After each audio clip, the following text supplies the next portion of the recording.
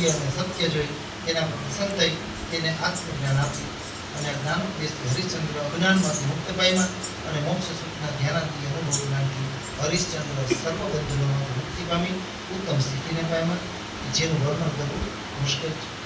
રાજા હરિશ્ચંદ્રની કથા તો ઘણી પ્રચલિત છે અને ઘણી બધી મોટી છે, પણ આપણે સંક્ષિપ્તની અંદર એને લઈ લઈએ કે પોતાનું સત્યવ્રતાનું વ્રતને સત્યવ્રત નામથી પોતે જે પોતાની સત્યતા માટે જાણીતા હતા એ સત્યતાને ગુમાવ્યા વગર સર્વસ્વ બલિદાન કરી દીધું, પણ પોતાનું સત્યવ્રતી વ્રતને ન છોડ્યું.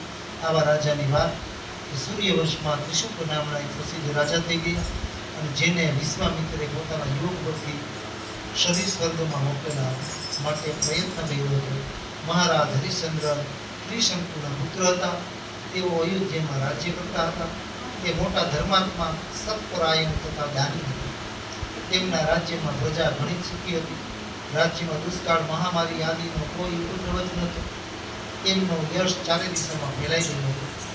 એક દિવસ નારદજીએ ઇન્દ્રની સભામાં જઈ મહારાજ હરિશ્ચંદ્રની ખૂબ પ્રશંસા કરી અને કેમ ન કરું, સત્યવતી રાજા હરિશ્ચંદ્રના જે ચરિત્ર છે ચરિત્ર સાંભળી નારદ મુનિ એના ઉપર કે આ તો સ્વર્ગના અધિપતિ દેવતાઓ કરતા પણ જે સત્યવ્રતના બેલી છે એવા હરિશ્ચંદ્ર ઉપર ખૂબ પ્રસન્ન ભાવવાળા હતા. અને નારદજી ત્યાંથી સીધા સ્વર્ગમાં જાય છે અને સ્વર્ગની અંદર એની હરિશ્ચંદ્રની પ્રશંસા કરી. આ પ્રશંસા સાંભળી અને ઇન્દ્રને ઈર્ષા થઈ.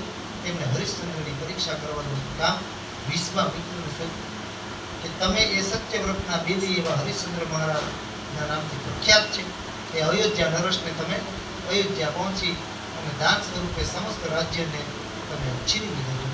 આવા વચન કહી અને ઇન્દ્રએ વિશ્વામિત્રને રાજા હરિશ્ચંદ્રની પાસે મોકલા છે કાશી નગરી તરફ. આથી રાજા હરિશ્ચંદ્ર પાસે દાન સ્વરૂપે સમસ્ત વસ્તુની માગણી કરવાની પહેલી વાત કરી છે.